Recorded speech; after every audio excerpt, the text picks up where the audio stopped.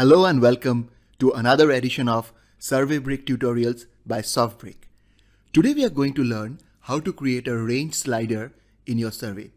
Now range sliders are basically scales on which the survey responder can tap with their thumb and move a bar along a scale. It's very user friendly, especially on mobile phone UX where you don't have a lot of real estate for them to write elaborate answer. They can give a lot of direction to their feelings just by tapping with their thumbs. How to build that? Let's get going.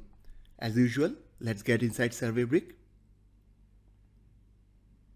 We have the sample survey, so let's choose one of the sample surveys. Builder, let's add the element. You will see that there is a range slider element. Add it.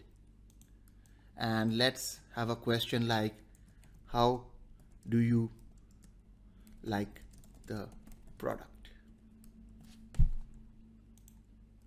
And here it can be both step as in incremental steps, or it can be continuous free. Let's maybe make a scale of -10 to 10 with a step of 1. The minimum level is disagreed and the maximum is highly agree. And in the middle we can keep something like neutral, right? And that's it. We are done.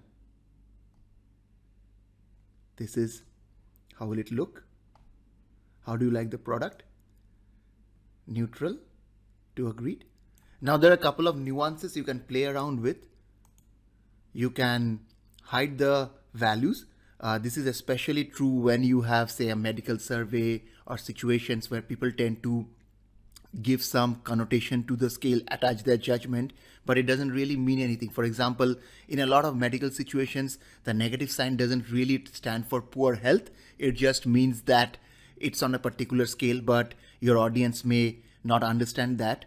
In those cases, it may be good to hide the value and put something like